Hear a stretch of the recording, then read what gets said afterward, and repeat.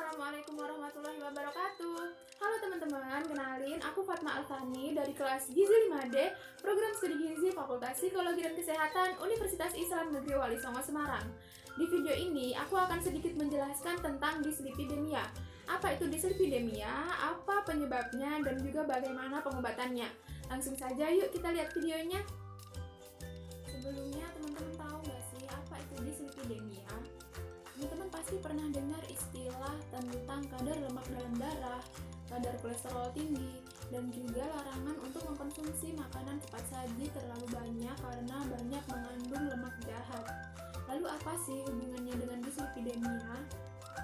Dislipidemia terdiri dari 3 kata. Dis yang artinya gangguan, lipid yang berarti lemak, dan emia yang berarti darah.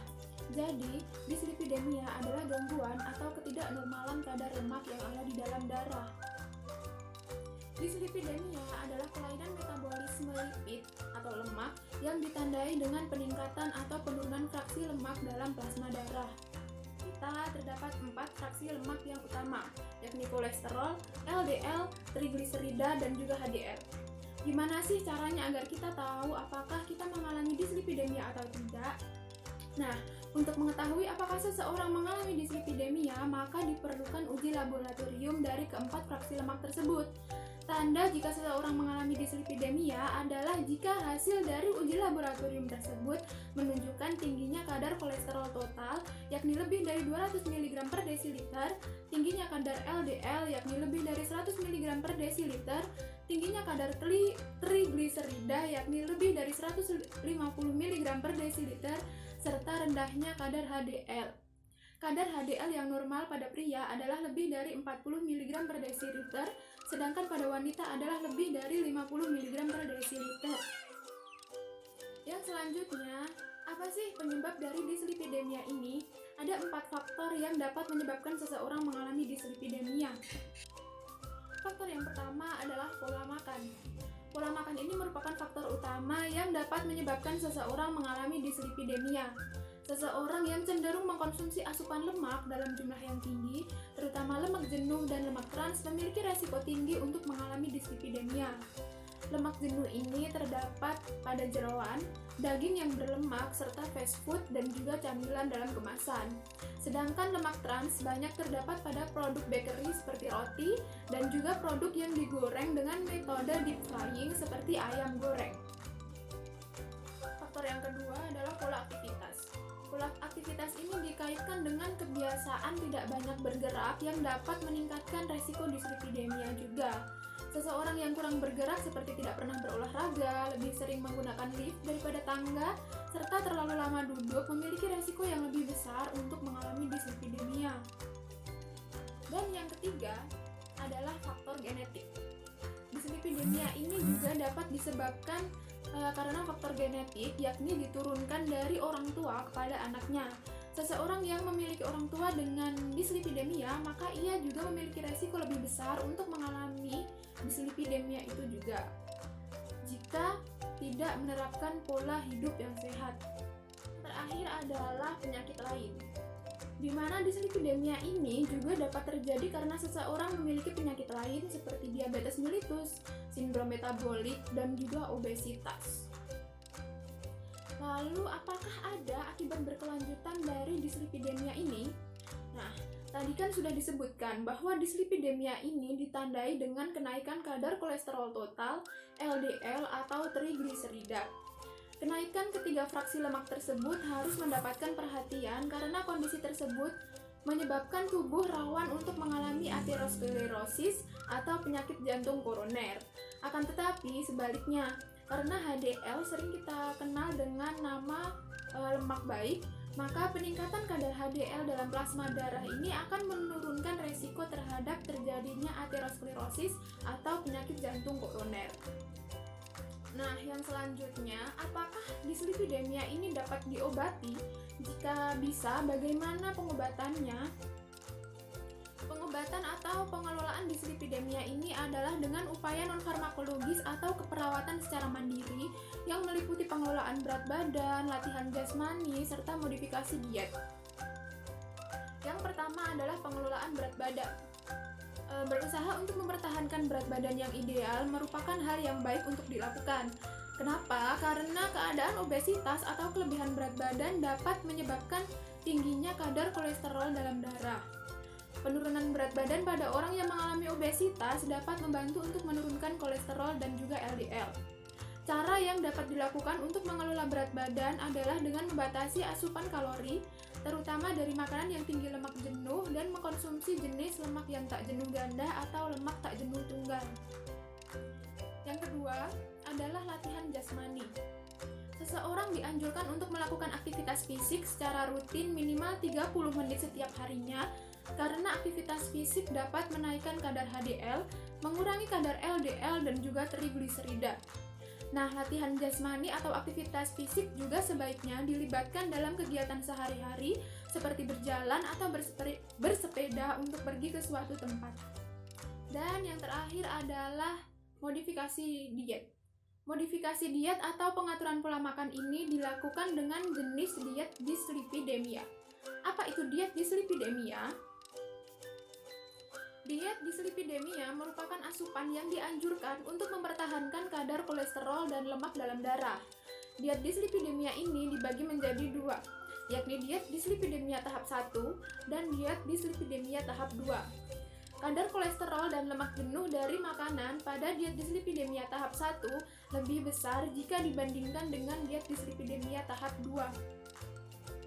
Apabila seseorang yang akan diberikan diet mengalami kegemukan atau berat badan berlebih, maka terlebih dahulu kita melakukan pengkajian terhadap riwayat berat badannya, usaha penurunan berat badannya, serta sikapnya yang berhubungan dengan makanan. Berikutnya, apa sih tujuan dari diet dyslipidemia ini?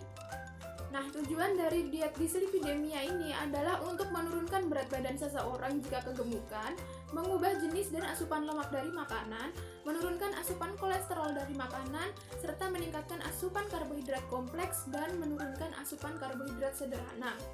Intervensi tersebut dimaksudkan untuk mencapai pola makan sehat seseorang. Lalu apa saja sih syarat dari diet dyslipidemia ini? Yang pertama adalah energi, di mana asupannya harus disesuaikan berdasarkan berat badan dan aktivitas fisik seseorang. Yang kedua adalah lemak, di mana asupannya kurang dari 30% dari kebutuhan energi total. Untuk diet dyslipidemia tahap 1, lemak jenuh kurang dari 10%, dan untuk diet dyslipidemia tahap 2, lemak jenuh kurang dari 7%. Lemak tak jenuh ganda dan tunggal dianjurkan sebanyak 10-15% dari total energi setiap harinya. Serta kadar kolesterol dalam bahan makanan yang boleh dikonsumsi pada diet dyslipidemia tahap 1 adalah kurang dari 300 mg, sedangkan pada tahap 2 adalah kurang dari 200 mg. Yang ketiga adalah asupan protein, di mana harus cukup, yakni 10-20% dari total energi, dan diutamakan mengkonsumsi protein hewani dari ikan yang mengandung banyak lemak omega, tetapi sumber protein nabati juga lebih dianjurkan. Dan yang keempat adalah karbohidrat dengan jumlah sedang, yakni 50-60% dari total energi. Dan yang kelima adalah serat, dikonsumsi dalam jumlah yang tinggi, terutama serat yang larut air. Dan yang terakhir adalah vitamin mineral yang dikonsumsi dalam jumlah yang cukup, sementara suplemen multivitamin hanya dianjurkan untuk pasien yang mengkonsumsi energi kurang dari sama dengan 1200 kilokalori per harinya. Berikut ini merupakan beberapa bahan makanan yang dianjurkan pada diet dyslipidemia. Yang pertama adalah sumber karbohidrat seperti beras merah, makaroni, roti yang tinggi serat, sereal, ubi, dan juga kentang. Protein hewani dari ikan, daging kurus, unggas tanpa kulit, putih telur, dan juga susu skim. Sumber protein nabati dari tahu, tempe, dan kacang-kacangan. Sumber lemak berasal dari minyak jagung, minyak kedelai, kacang tanah, minyak biji matahari, dan wijen. Ya, dan sumber sayur atau sayuran diambil dari sayur yang tidak dimasak dengan mentega, minyak kelapa, atau santan kental. Dan yang terakhir, buah-buahan berasal dari buah segar atau jus. Selain itu, ada juga bahan makanan yang tidak dianjurkan untuk dikonsumsi pada diet dyslipidemia. Yang pertama adalah sumber karbohidrat seperti produk makanan jadi, yakni kue-kue yang berlemak, dan sumber protein hewani dari daging gemuk, daging kambing, otak, sosis, jeroan, kuning telur, sarden, dan juga susu kental manis. Protein nabati seperti protein nabati yang dimasak dengan santan atau digoreng dengan minyak kelapa atau kelapa sawit. Dan sumber lemak yang tidak dianjurkan untuk dikonsumsi seperti minyak kelapa atau minyak kelapa sawit, mentega, margarin, dan juga santan. Sayuran yang dimasak dengan mentega, minyak kelapa, atau santan kental juga tidak dianjurkan untuk dikonsumsi. Buah-buahan seperti buah yang diawetkan dengan gula. Nah, berikut ini merupakan standar diet dyslipidemia tahap 1, di mana terdapat 4 pembagian jumlah energi dalam sehari, yakni 1200 kilokalori, 1600 kilokalori, 2000 kilokalori, dan 2500 kilokalori. Jumlah bahan makanan yang diasup setiap harinya bergantung dari jumlah energi total yang kita butuhkan dalam satu satuan penukar. Yang ini merupakan standar diet dyslipidemia tahap 2, di mana kandungan kolesterol dan lemak jenuhnya lebih rendah daripada tahap 1, serta terdapat juga 4 pembagian jumlah energi dalam seharinya. Jumlah bahan makanan yang diasup setiap harinya juga bergantung dari jumlah energi total yang kita butuhkan dalam satu satuan penukar. Setelah kita mengetahui standar porsi pada diet dyslipidemia, selanjutnya ada beberapa ketentuan. Yang pertama adalah penggunaan telur sebagai pengganti daging, di mana pada diet dyslipidemia tahap 1 hanya diperbolehkan 3 butir telur per minggunya, sedangkan pada diet dyslipidemia tahap 2 hanya diperbolehkan 1 butir telur setiap harinya. Yang kedua adalah penggunaan minyak. Pada diet dyslipidemia tahap 1 boleh menggunakan lemak jenuh seperti minyak kelapa atau minyak kelapa sawit, sedangkan pada diet dyslipidemia tahap 2 hanya boleh menggunakan minyak yang tak jenuh seperti minyak jagung. Dan ketentuan yang ketiga adalah penggunaan susu. Pada diet dyslipidemia tahap 1 boleh mengkonsumsi susu penuh, sedangkan pada diet dyslipidemia tahap 2 susu yang dikonsumsi adalah susu skim atau non-fat. Selanjutnya perlu diketahui bahwa untuk menilai keberhasilan diet dyslipidemia seseorang harus dinilai dengan mengukur kadar kolesterol darah setelah 4-6 minggu dan 3 bulan. Jika dengan diet dyslipidemia tahap 1 tujuan dia tidak tercapai setelah 3 bulan, maka perlu dinilai penerimaan dan kepatuhan pasien terhadap diet ini. Jika ditemukan bahwa pasien sudah patuh, akan tetapi tujuan tetap tidak dapat tercapai, maka harus dipindahkan ke diet dyslipidemia tahap 2. Dan apabila tujuan pengobatan tidak dapat tercapai pada waktu yang telah ditentukan, maka diperlukan konsultasi lagi dengan ahli gizi. Berikut ini adalah beberapa referensi yang aku gunakan di video ini. Wah, sudah selesai. Sekian yang bisa aku sampaikan tentang dyslipidemia. Terima kasih buat teman-teman yang sudah menyaksikan video ini dari awal sampai akhir.